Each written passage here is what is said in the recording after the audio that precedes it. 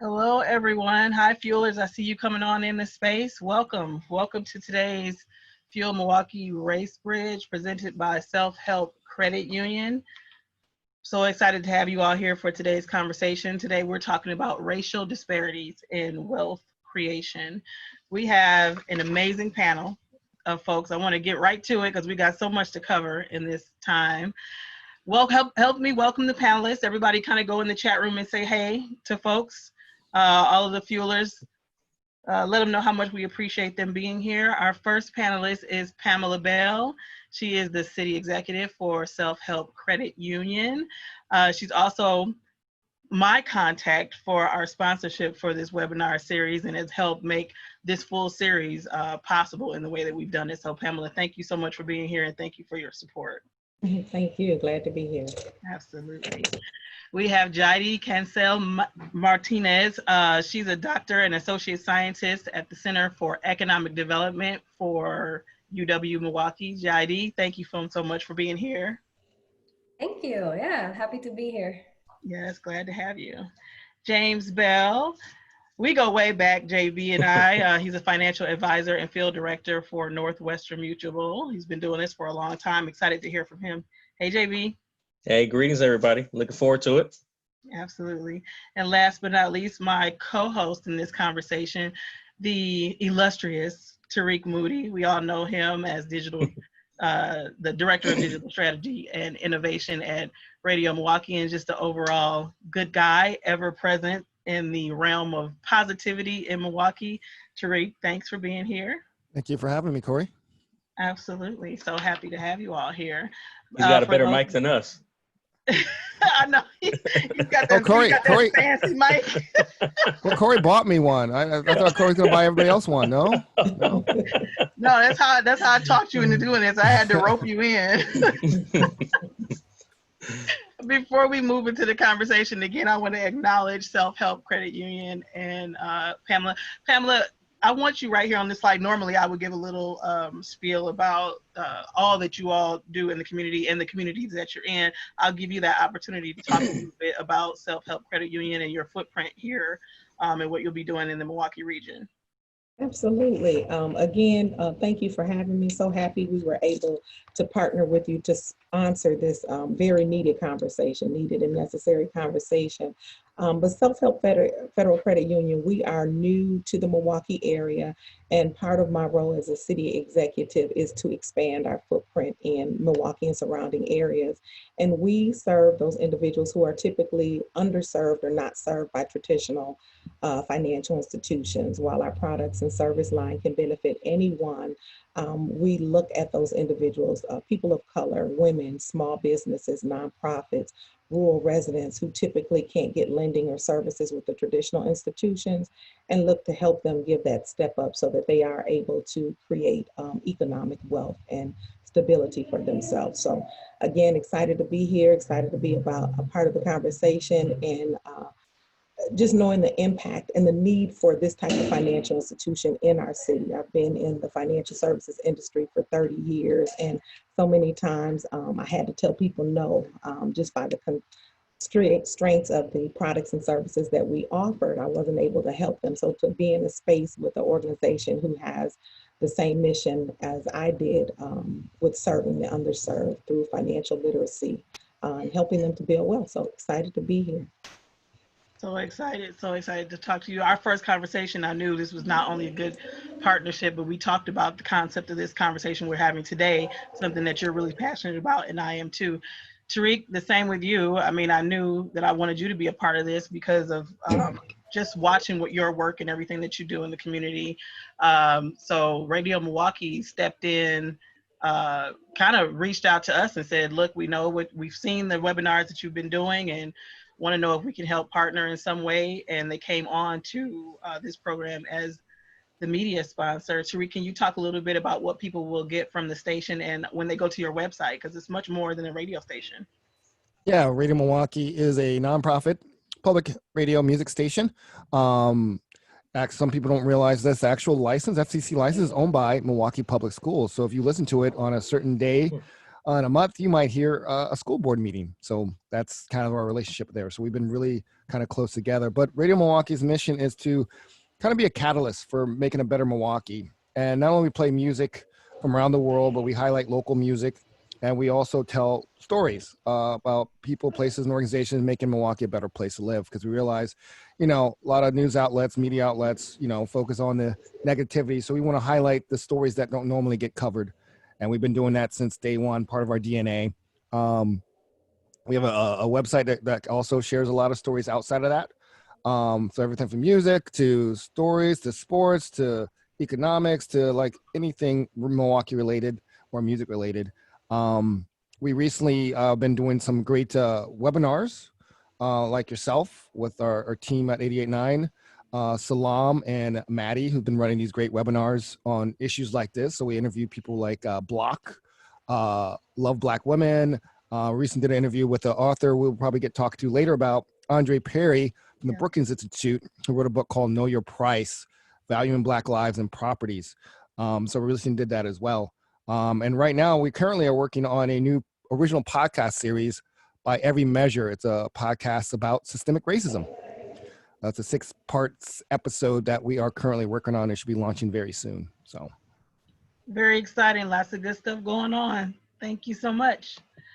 So I just kind of want to tee up the conversation. We have, those of you who have been following us the whole time we've been in quarantine, the webinar realm is new to Fuel. The last 4 or 5 months we've been doing this because we had to. But what I've really learned is, although the core of our organization has been in-person events, we've still been able to really connect people and connect with each other through the webinar. So I want to thank all of you who are here as participants. I encourage you to go into the chat and interact with each other and the panelists. I've already kind of let the panelists know that they can look out for some questions and some interaction from you all.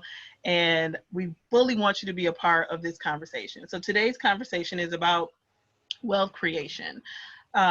Through my work with the Metro Milwaukee Association of Commerce, which is the parent company of Fuel, I've been hearing a lot of information and numbers and statistics about the division or the wealth gap between Black folks, white folks, people of color in general, and what that means economically for the city of Milwaukee, what it means for the business community, what it means for HR companies that are looking to to recruit, what it means for neighborhoods that need to be revitalized.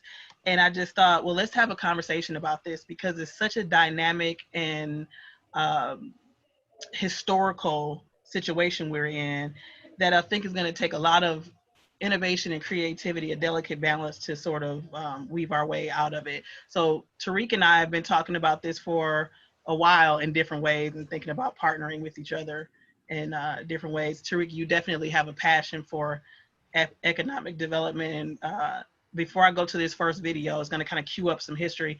Tariq, tell us a little bit about why you're so passionate about this and why you think it's so important for Milwaukee right now. I'm not originally from here. I lived all over, grew up in Atlanta. And a lot of people might realize Atlanta is like become this black mecca for middle class.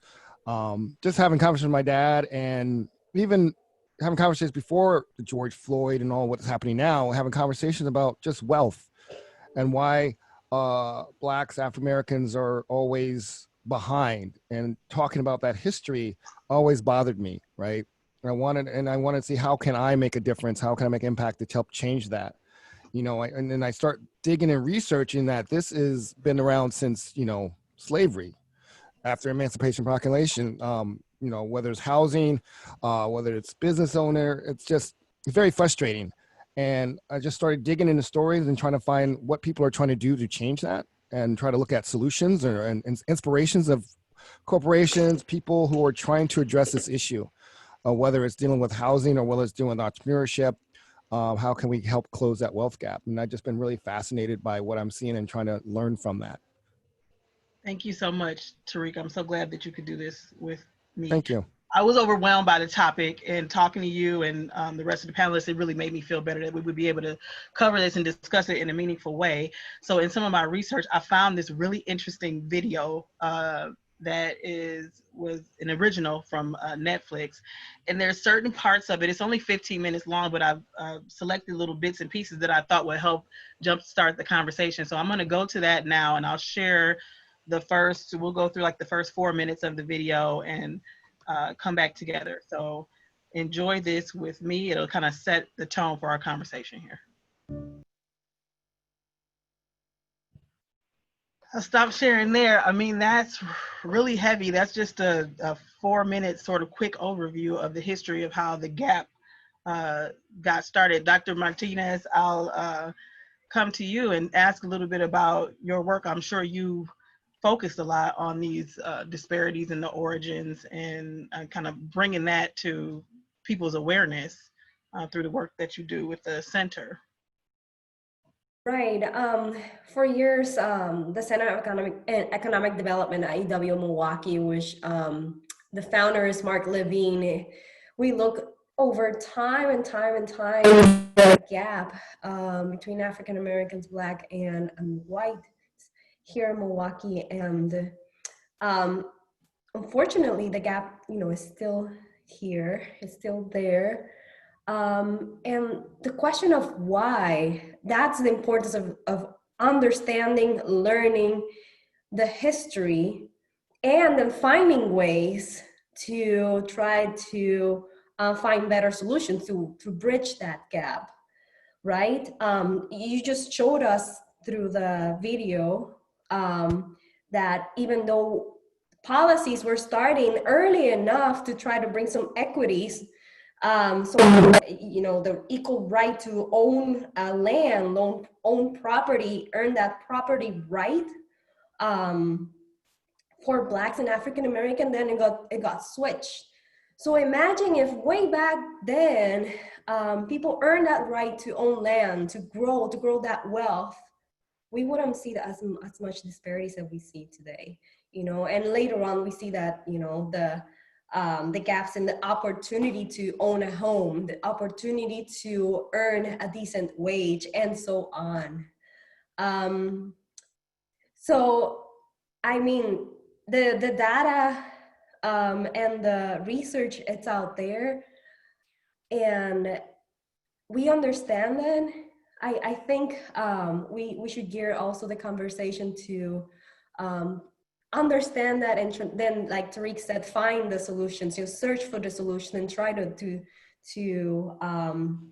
build a better society by understanding it and trying to get connected and move forward and bridge those gaps. If that makes sense.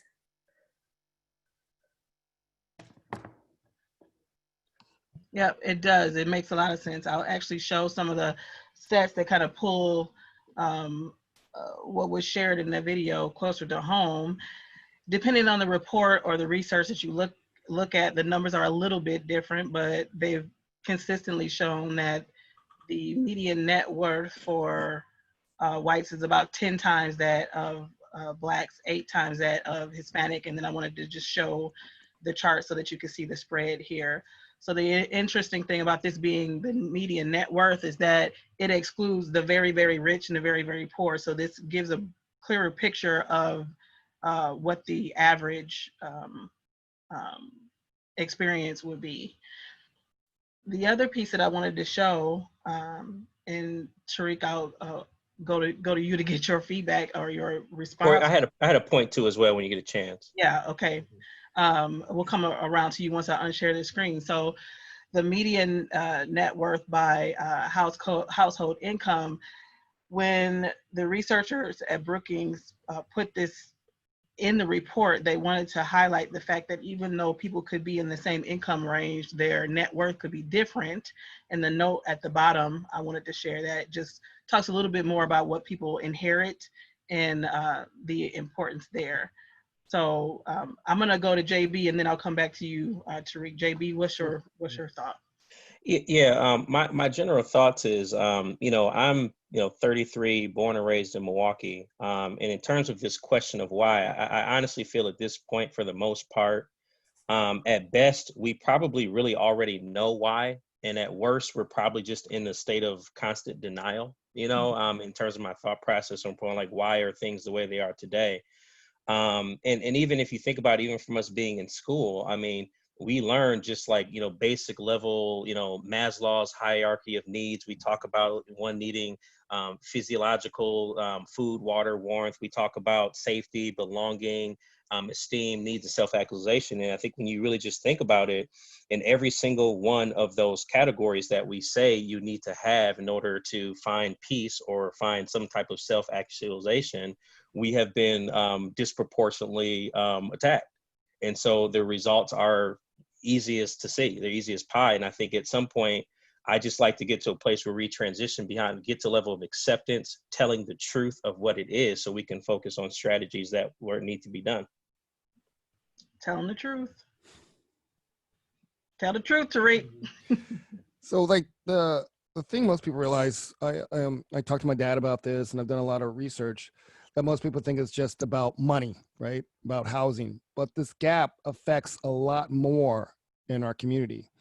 The racial wealth gap affects access to education, what we learn. More importantly, it's been proven that if you're a certain salary or have a decent home, it affects your health and your diet. Mm-hmm. So this goes beyond just having some money in the bank. This affects just your livelihood. And I don't think people really understand what this gap really means to people, because it's been proven that you have a good house over your head, you have a good salary, you have assets in your home that you can afford to take a second mortgage out for your kids' education. You can buy some good internet, which closes the digital divide. So this leads to solving a lot. If you close that gap, that can solve a lot of problems. And I think people look at the surface, well, they just want money. They just want reparations. They just, but they don't understand this affects how you live. Your life expectancy will go up if you close that gap, right? Mm-hmm. Let's talk about, I want to tackle a little bit the idea, and I know we've all heard this, and for some of us, we're beyond this point, but I think you can't have this conversation without getting past the idea from, all of these charts show, white people here and people of color down here. And I've experienced more than one a feeling from our white members or white folks that I'm having this conversation with that, I've worked hard to get where I am, and I grew up poor, and I worked for this, and nobody's giving me anything. And, the pull yourself up by your bootstraps sentiment. Not everybody, but I've heard it enough times that I think it's important that people understand why we have this conversation and why we talk about the historical origins and the inherent, you know, head start that comes from being a white person. Not that you didn't work or you haven't worked hard to get from, you know, where you are, but what we're trying to show and illustrate is that people of color were not provided the opportunity to grow wealth slowly over time. Not just that they weren't taking advantage of the American dream, but that they were absolutely denied it for years and years and years. And a lot of it through housing, education, opportunities to own land, and just to get that step up. And it created historically this divide that now we're looking at years of compounded, you know, wealth and interest, and that some families have been able to take advantage of, and others are just starting, are just beginning. Pamela, in your work, you've worked with a lot of families that are just starting, that are just buying their first home or wanting to get that chance. Tell us a little bit about what that experience has been and the importance of what that first home loan is for a lot of folks. It's incredibly important because that's how we build significant wealth, is through that ownership of land and property. And oftentimes for me, it all comes back to education. When we look at financial literacy and education, that's more important than the curriculum that's currently being taught taught to our youth, you know, starting at a young age. Let's take out history, because we know that's inaccurate at best, and implement a curriculum that's going to teach financial literacy and education, something that they will use throughout their lives and develop those healthy habits with regards to their finances at a young age.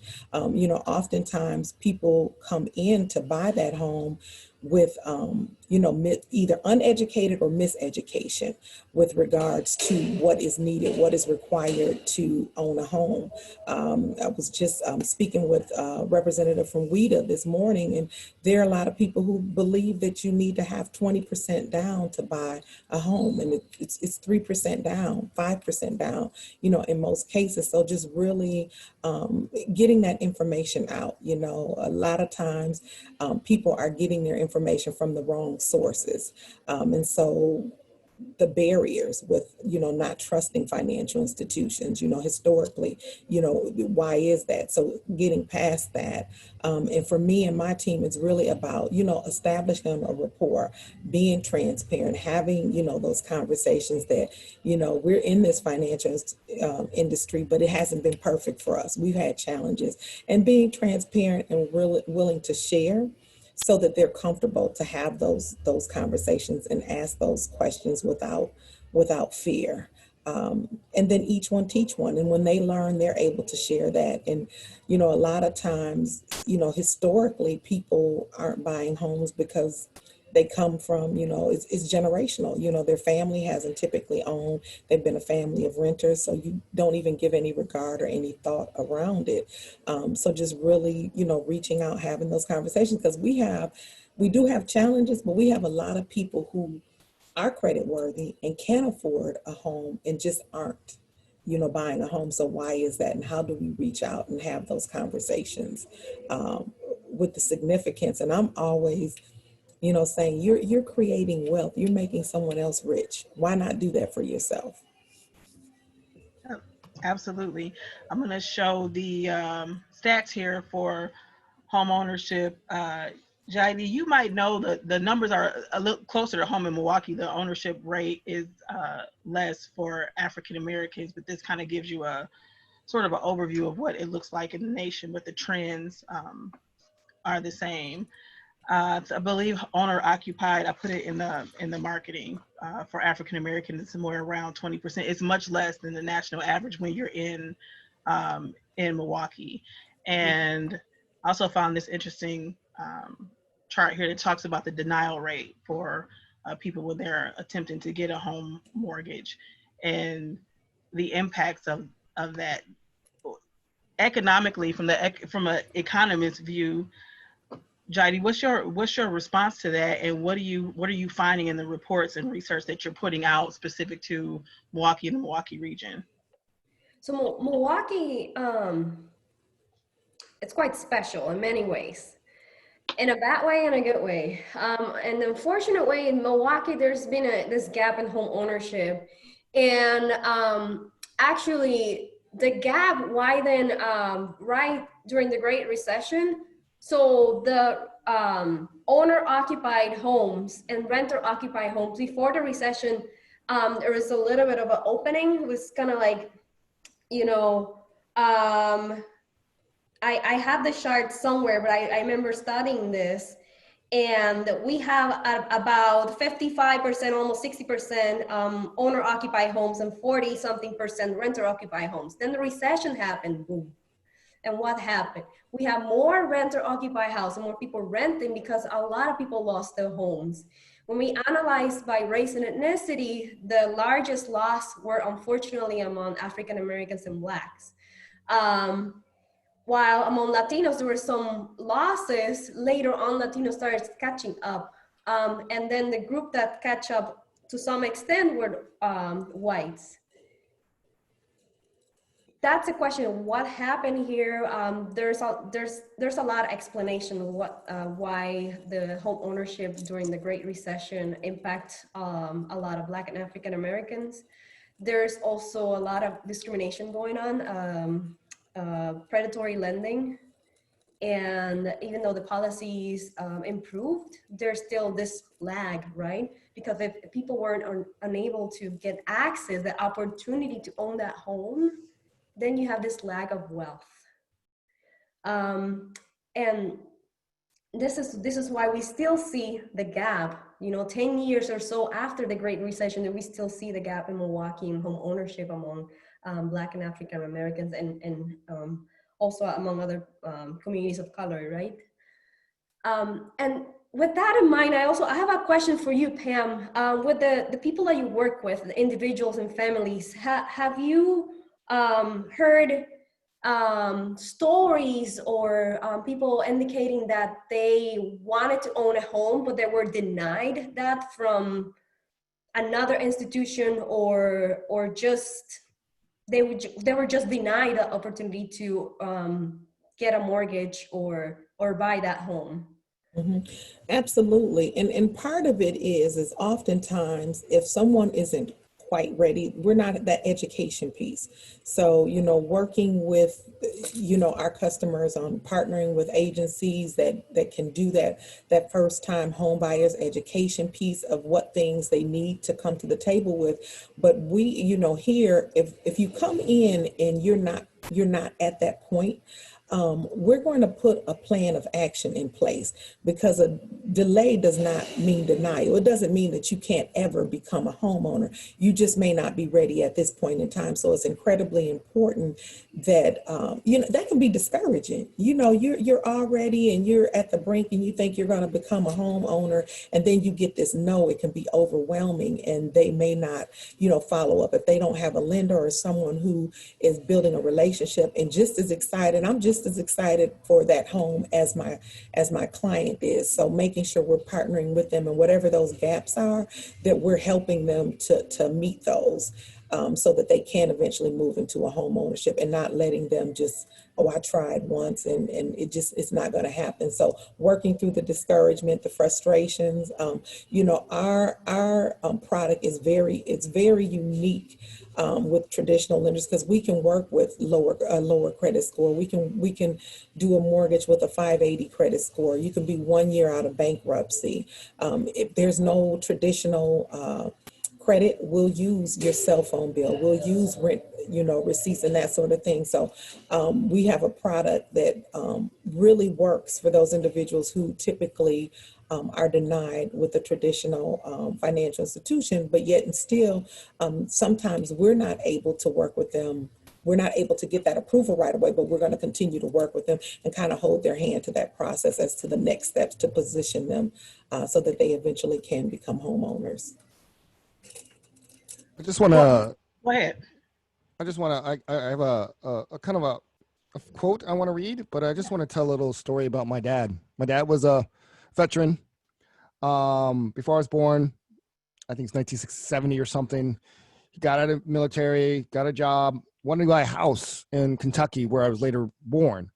It couldn't get the loan. It couldn't get anything for it. But lucky that homeowner was basically desperate to sell the house. So he made an agreement with the homeowner, the property, to sell the house to my dad. So that's his first house he got.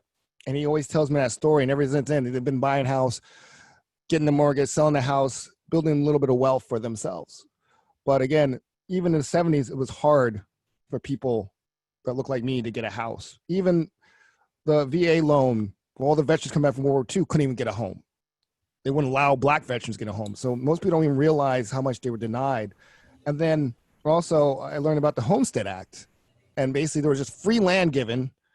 And mostly a lot of people who got a Homestead Act could trace their wealth back to that free land.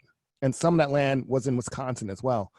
But I want to talk about real quick, we did a webinar with the author Andre Perry from the Brookings Institute, who wrote this really great book called Know Your Value, Know Your Price, Value in Black Lives and Property.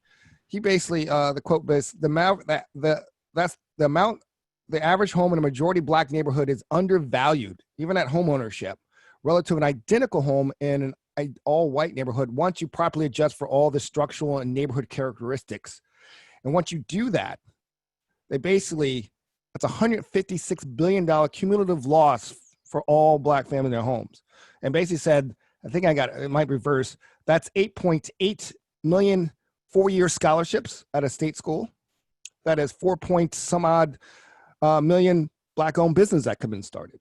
So even at home ownership, there's still systemic racism at the value of someone's house, a Black person's house in this country.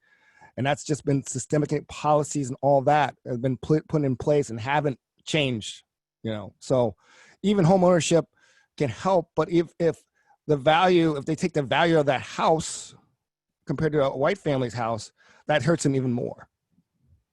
I'm going to show, it's actually a perfect, what you just said, Tariq, is a perfect segue into the next. It's a little, 2-minute clip from the same film here that really speaks more to the importance of a mortgage and owning property to wealth. So just again, to underpin how important that is. And then once we come out of this clip, we'll talk about how we can start to close the gap with property, entrepreneurship, and all other kinds of things that might be new and innovative for us to employ, and sort of tried and true that folks haven't traditionally been a part of. So I'll share that now, and then we'll go from there.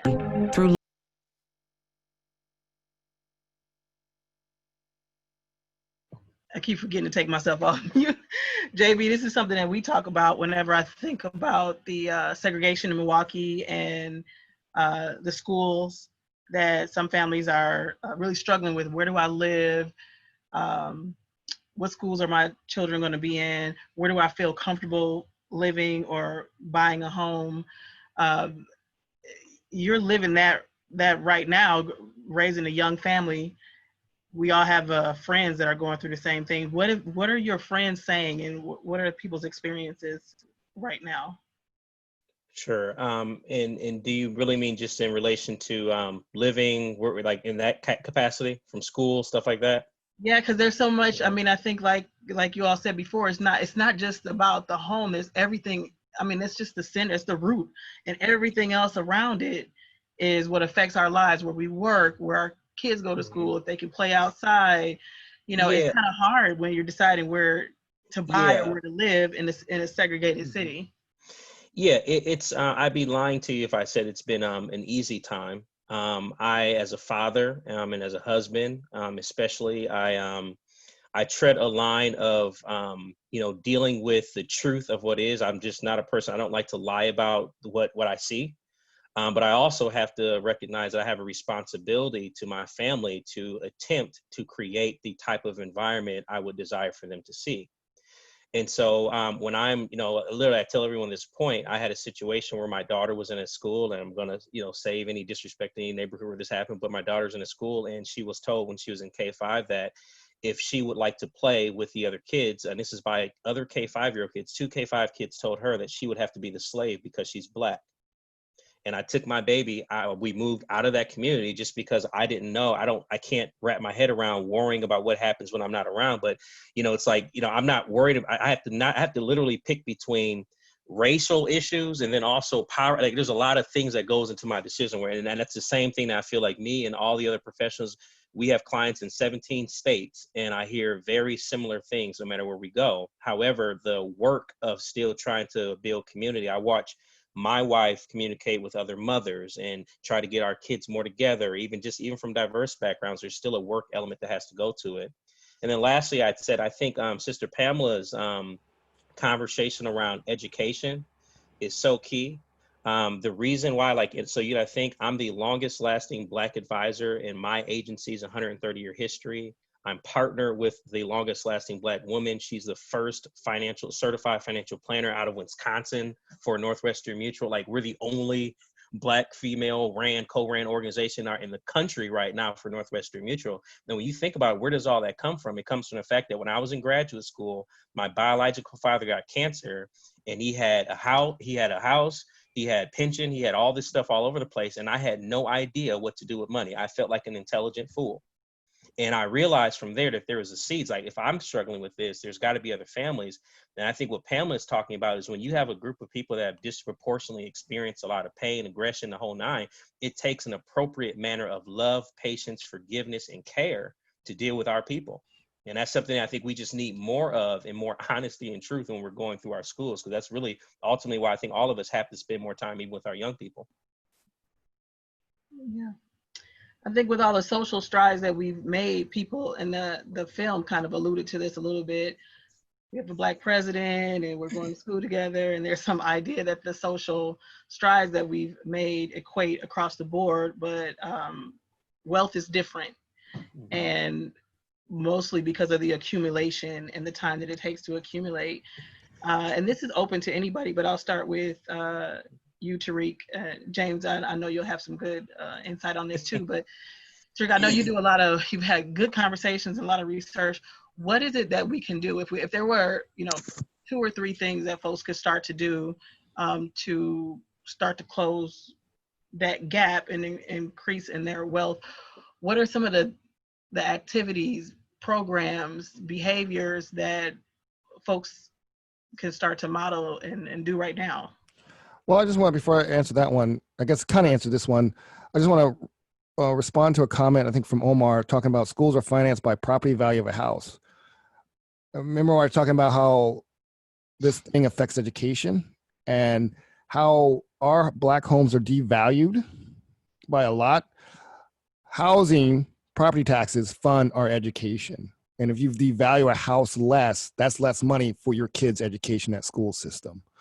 So one solution, I think, is how we fund, how property taxes fund, or figure out how to change the value of a housing. Like, that's a policy, that's a government policy that needs to change. But the really interesting one I've seen, at least on a corporate level, I've seen like Nike giving money and all this stuff, giving money to entrepreneurs, but it's Netflix CEO, what they did, which was very unique and different. It wasn't like, we're gonna give money to this program, we're gonna give the money to this.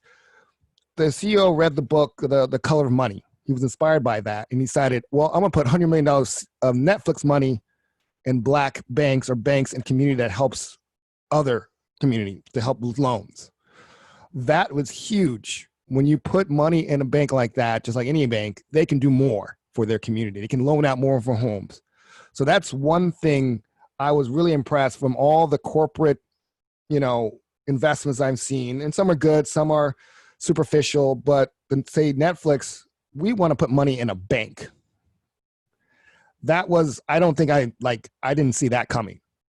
To me, that's huge, because when you put money in a bank, those banks, like the credit union here, Self-Care Credit Union, can then have more power to loan to businesses, to homeowners, to help that community close that gap. So that's one big thing they can do, is help the banks that help those communities.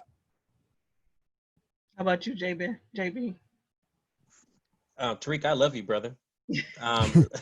Literally, you took the words out. We literally talk about that very same thing in just so many of the circles that I'm with.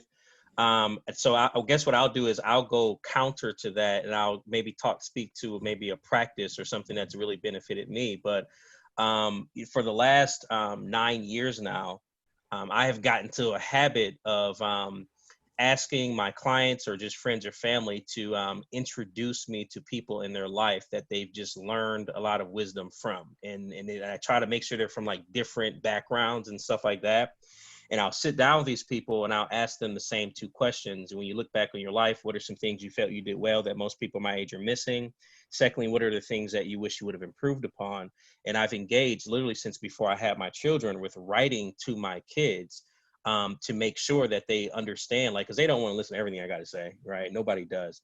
But maybe whenever I do pass away, like literally I keep lists of the books that I've read. I keep lists of wisdom that I hear, whatever, in hopes that I can recognize that what I leave in them is still always going to be more than what I leave for them. So I think the pillars of wealth really are, it's the real estate, it's the business, it's insurance, it's investments, it's incorporating all of them. But I think what keeps and binds these things together are clear stated values. So that way, even if you do hand them on to the next generation, that way they're not perishing or hurting that generation because they don't understand what it took to harness. And when I think about the Black community, and I think one area that I'm really committed to is helping out with our estate planning, to making sure that the people who do have those houses, when they get to those places, or maybe they're sick, injured, or long-term care, that we're not losing assets because proper estate planning hasn't been done or coordinated. Yeah, it's so funny because I talk to my friends all the time about, I knew I was going to college and I thought, okay, I'm going to go to college and I'm going to get a decent salary, a good salary, and I'm going to, change my life and change my family's life. And I have helped my family quite a bit, but I learned that I didn't know what to do with the money that I had, once I got done, because my mother would never had that access. So we were always living check to check. So I was able to see her balance her checkbook, but I didn't know, like, if I had money left over, I was like, I don't know what to do with this money. Mm-hmm. And it took me a while. I was hesitant to start investing. Our HR person that came years ago when I first started working at MMAC, and she's like, if you don't get this company match, I don't know. She had to come and tell me, like, you need to get, because I just didn't know what to do. I'm like, should I pay off my student loan? I was just confused. Pamela, do you ever see young folks come into the credit union and they're not really sure what to do with the money they have? And what advice do you give them? Oftentimes you see both young and old not knowing where their money goes to. Mm-hmm. So when we sit down and look at how much income is coming in and, okay, what are your monthly expenditures? And, I had a young man who had $1,500 that he couldn't account for each month. He made very nice salary, and and this is including his entertainment and different things. So really, having a budget in place and looking at where your money is going. And when we talk about building wealth and having investments, also life insurance, having insurance. So again, we can leave wealth not only to our children, our grandchildren, having a trust in place that will dictate how that money is allocated. So it's not, you die and then they are just on the spending frenzy, but you can have things in place that will manage and care for them, years after you're not here. Dr. Martinez, what would happen in our economy if Black and Brown people started to come up? What would be the impact on our urban communities? What would we see happening just from an economic development perspective? Well, it'll be like a snowball effect of positivity. So if Black, brown, people of color, Latinos, African American, everybody has been oppressed during history, get the opportunity to grow, education, economically, getting access to own a business, own a home, everybody will benefit. It will ripple. Definitely, the research shows that, data shows that if we do a modeling, we can see that it will just ripple locally across community, and it will be a regional growth as well. So this is the thing that as a scholar, you know, as a data nerd, I see myself like, why other people just don't get it? If we see that the wealth increase across Black and brown, the wealth will increase, it will just ripple across the board. So, and with that in mind, I think that will be part of the conversation, is just help each other grow, because it will just be positive. If this will be the positive snowball for everyone. Tariq, if we had to give a call to action, so I'm thinking about who's on the call right now. We have a lot of young professionals that are Fuel members, but we also have HR and folks from different sectors of the business community. If we had to, based on everything that we've said, you know, there's more and more stats. It would take 288 years for Black and brown people to catch up if they started buying houses, and there's all these stats about this gap is so wide it would take so long to close it. If there was something the business community could do to accelerate it, I'll ask Tariq first, but then the others can respond. What would you like to see happen out of Milwaukee?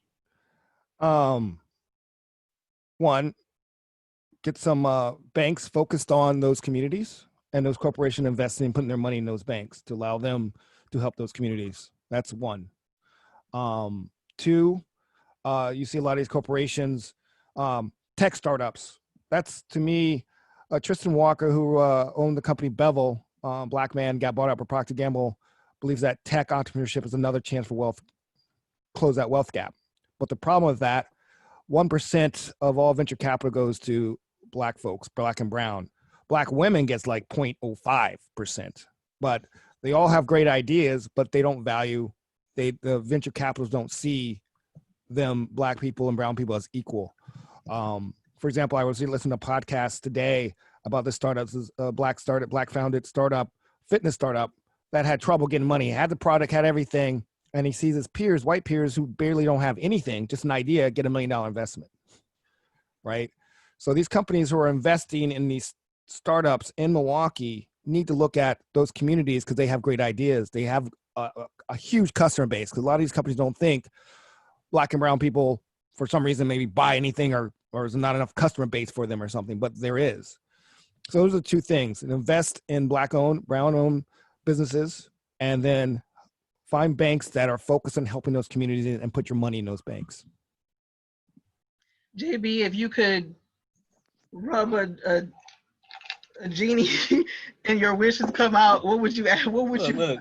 Me and Tariq are just gonna hang out. Yeah. That's it. I mean, again, to piggyback off. I mean, I don't think these things are overly complex. It is like, I think that to the businesses, I look at doing business with Black people versus white people versus Latino people versus any kind of people as a business opportunity. So literally, psychologically, you must see it as a business opportunity. And secondly, I just think it's just a truth. The vast majority of Black people or Latino people or anyone, we're no really different, are not necessarily looking for just a bunch of handouts. They're looking for investment, to be invested in. And I think when you recognize that, as like we don't just want to just get something to do nothing. No, it's for a purpose. It's to grow something. I think that can psychologically get you to a better place of mind, or at least get to a place where you see someone as a fellow human. Pamela, I'll go to you. What would you like to see if there could be an investment in our communities? What would you like to see? So again, Self-Help Federal Credit Union, we are a credit union, but we really are a social justice organization. So getting those deposits from businesses and other organizations that are supporting the mission of creating economic, opportunity for all, specifically those who are underserved. And again, I circle back to financial, literacy, making sure we have, something in place starting at a young age so that we can break some of the cycles that we see continuously going on, but then also the policies and things that are in place that are preventing us to have that equal access, making sure that, new legislature is put in place that dismantles the systemic racism and policies that we currently have in place. Absolutely. Thank you, Pamela. Dr. Martinez, what would you like to see the business community invest in our community? What would be a shot, a volt of that positivity you were talking about before? It has to start earlier too in the life course, right? We think about ourselves like we are already at a point, you know, being a professional, or we have overcome many barriers, right? But if we think back as a kid, if at least for me, if I didn't have the opportunity to go to college, or I didn't have the opportunity to later on through what people call affirmative action, there's a lot of talk about that. I got my first job, my real paying job over 10 years ago through that, even though I was among the highest in my college with the honor everything, all the degree, engineering, everything. But if we don't get the opportunity, even though you work twice as hard, that's where you have to work even harder to get to a better place. So start early at providing opportunities to young youth, folks, Black and brown, so that they can start thinking what can they do in the future. You know, start early with the education. Right now, the opportunity of bridging that the internet gap that we have, providing more scholarships, pumping money to public schools, and opening the doors for the young people so they can start, you know, building on their future, and helping others as well build the future and the present as well, if that makes sense. So, you know, one thing, you know, you guys mentioned financial literacy, that can start also really early in school. I wish I knew things when I was in school, in high school or even middle school. I had no idea. My parents are also paycheck to paycheck. They're like, so go to college, get an education, and you'll get it. And then I had no idea what to do with my life. I'm like, okay, I have a paycheck, but what about next? What can I do to grow? What can I do when I have a family? How can I then invest in the community that help me grow? So that, you know, opportunities early on for the young people, for the youth, I think that's really important to start bridging that gap and growing in that positivity as well. Just want to say, you brought up affirmative action, and people, I hear people in this country like affirmative action is just wrong, but they forgot redlining and denying housing to Black. That helped white people. That was affirmative action for over 100 years of getting that house ownership, generational wealth. That was affirmative action for white families, and most people don't really see it as that, right? So just to put it out there, people are like, oh, affirmative action is not fair, but if you look at what happened, a lot of people got affirmative action, and it was the white families helped build their wealth. That's right. And one last thing to piggyback off that, just in working with so many clients from different diverse backgrounds, sometimes we as humans, and it's natural, we're like children, where it's easy to forget the gifts that we got and where they came from. So I can't tell you how many times I'll sit down with families and they'll be like, oh yeah, by the way, my mom, you know, add me as a cosigner on the, you know, as a cosigner or authorized user on their credit, or my grandfather left me this policy and they pay for my, like, there's a lot of little things when you start digging through where you can realize that very few of us get anywhere by ourselves. Most of the time there is some type of collective element. And I would say that'll be the only last thing I would say is I think just as an advisor, it doesn't have to be us. It could be anybody. I think it's really important that we identify people to be advisors that will at least sit down with us a couple times a year to hold us accountable.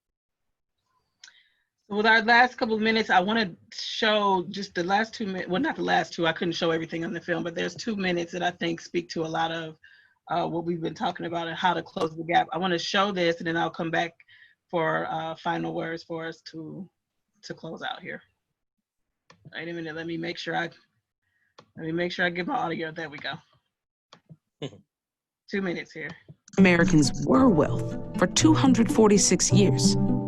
For 100 more years, a patchwork of laws excluded them from building wealth. So as we close up the conversation, I just wanted to show those last few bits because I saw in the comments that the comments were going in that way, and I think it encapsulated a lot of what was said. I knew having this conversation, and this one is probably more than any of the other webinars we've done, was very overwhelming to me because the amount of information and the feeling that the gap is so wide and that it would take so much to close it. I was overwhelmed by that, but also encouraged by the opportunities that we have to close the gaps in our own lives, but really the call to action for the power brokers in our city and our nation to help close the gap. The Race Bridge conversations are really about sharing this information and having these conversations so people can understand what's really happening. I'm not expecting to solve this overnight, but if you're sitting here listening and you didn't understand the wealth gap before and you understand it more now, I think it changes the way that you make decisions. It changes the way that you think about the things that you see. It changes the way that you speak when you're responding to what's happening in the world. That was my hope with this conversation. And if we've accomplished that, please let us know in the chat. I want to get a final word quickly from everybody. Tariq, thank you again for doing this with us. And we have another one that we'll work on together and bring to the Fuel crowd. But what's your final words as we wrap up this very important, heavy conversation? My final word is mostly for people who don't think it exists. It exists, and not to be defensive when you hear the word privilege. It's not saying, like you said before, it's not really, you might say, I grew up poor too, but you didn't have the same barriers as someone else has. So think of privilege as not a personal attack, but it's part of the system. No one's calling you racist. No one's calling you this. It's just, you got to understand, I have a better advantage. Like in DC, I couldn't get a cab to save my life. A white person get a cab dressed like a homeless bum. I could be in a suit. That's privilege, right? I'm not mad at you. I'm mad at this whole system. So for all those who are not a person of color, brown or black, understand this is not a personal attack towards you when we say privilege. So that's the biggest thing I want to say. Thanks, Tariq. Dr. Martinez, final words? I would like to say, learn the history, everybody, early on. I was so surprised that during my so many years of education, I got to learn about our racial disparities later on in life. And I should have learned about this earlier in school. We should have these conversations much earlier. So the young people are starting to get in, right? But I wish I learned that so much earlier. Even where I come from, I'm originally from Puerto Rico, and we learn US history, Puerto Rico history. The racial inequity, it's all globally. So if we learn that early enough, understand that, and start having conversations on how to make things better, I think it's a great start to start bridging those gaps. So first, understanding your history, get the facts, understand the data, the information, and reach out. We can have difficult conversations among diverse community, diverse people of all colors and all classes. It can be fun and it can be frustrating at times, but really, if we start understanding and internalizing and then starting to connect with others, I think it's a good start to grow. Thank you so much for that. JB, final words. Yep. Can you hear guys me now? hear Sorry. Yesterday I lost pretty much my last grandfather yesterday, and it had me really reflective this morning and thinking about just one thing, good or bad, that I can kind of appreciate about this country, with maybe the exception of the Civil War, as there's been peaceful transitions of power from one president to the next. And as I think about a lot of the older people, I've had a lot of funerals in this last few years passing away. I just thought about my grandfather representing a peaceful transition of power to me, to my cousins, to my community. And I think that's what's starting to happen with a lot of us. So I guess my call would be to accept the your baton for today. You can, all this stuff that's going on, we still have a responsibility. There's still work yet to be done. And we've had people that, quite frankly, have worked, especially for Black people, have worked way harder than we could ever dream of to get us even to where we're at today. Just recognizing that and to take that call. Thank you. Pamela Bell, you're rounding us up here with your final words. Yes, ma'am. So to your point, all of this is overwhelming. It's a lot of information to take in. And no one person can make that change. But I think owning, each of us owning, taking apart, what can we do within our community, within our circle, to educate people, and then just be willing to understand what you don't know and seek to understand as diligently as we want to be understood. So that will be my thing. And then again, I sound like a broken record, but education, education. We don't know what we don't know, but educating ourselves and those around us so that we can be better as a result of those contexts. Thank you. Thank you so much. I want to thank all of the panelists. You all were awesome.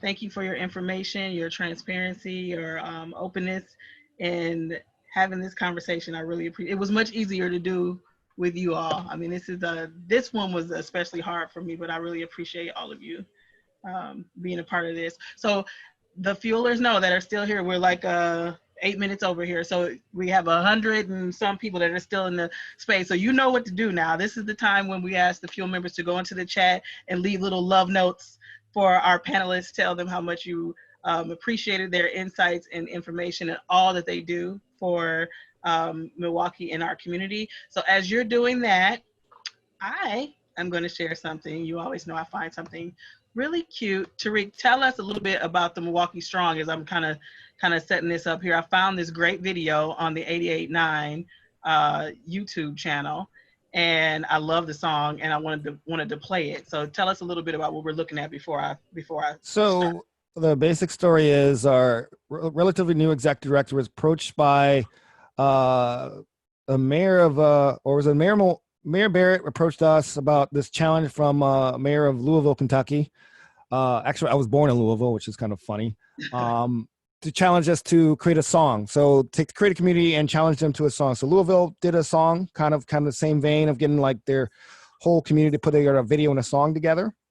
And so I think Mayor Barrett asked 88.9 to find artists to put a video and a song together, write it together. So we got a bunch of artists from various genres, various backgrounds, various genders to create something original and unique along with a video and to represent our city. And so that's what it is. Yeah, this is a cool collaboration between Radio Milwaukee, Imagine MKE, and the City of Milwaukee Arts Board. So as I'm playing this, enjoy the song, and I listed all of the folks that are performing, and they're all local artists. Keep sending those love notes. I see them coming in, and let's enjoy this.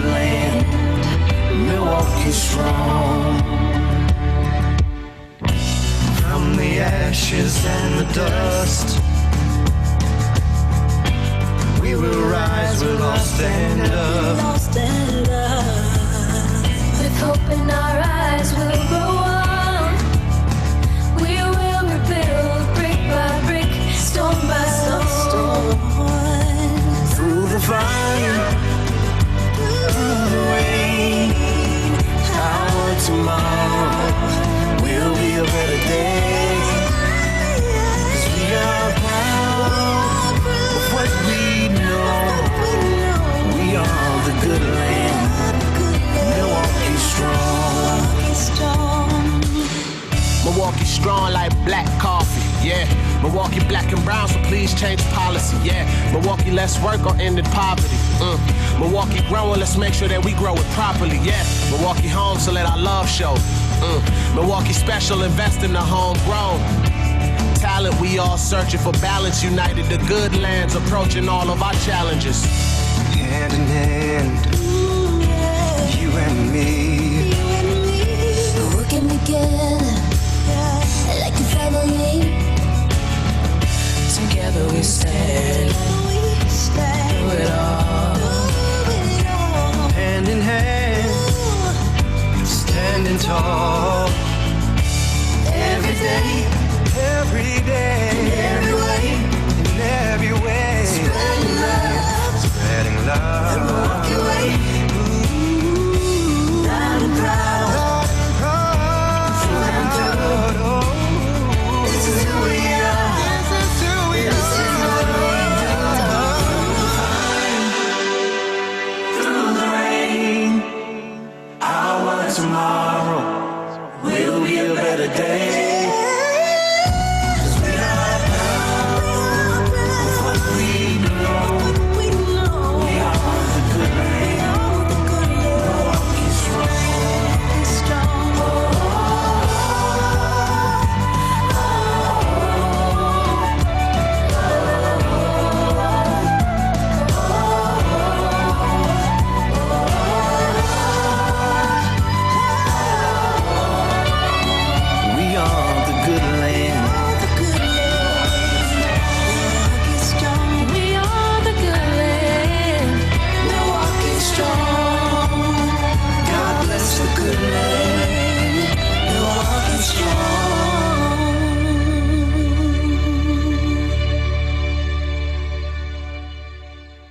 That was great. I really like that. That was great. It's crazy to see so many people you know. I know. That's awesome. Milwaukee awesome. strong. Milwaukee strong. Yes. Thank you all so much. Thank you so much. I hope you had a chance to go in the chat and receive your love notes. Thanks again to all the panel. Thanks to all the participants. Y'all be hanging with us even when we go over time. You hang in there with us. I appreciate you. Appreciate all of you. Tariq, Thank you. we're gonna talk because we got another webinar to work on. Pamela, thank you so much. Keep doing what you're doing in the community. JV, keep making millionaires out here. Hey, we can meet people where they're at. Doesn't matter. Either open it or listen. That's the most important thing. Dr. Martinez, you keep doing all you're doing with your research and studying. I love data nerds. We wouldn't be where we are without you. Thank you. Thank you all. Okay, a couple hours of work left. We'll see you next Thursday. See ya. Thank Here, you. y'all. Thanks. Bye-bye. Bye.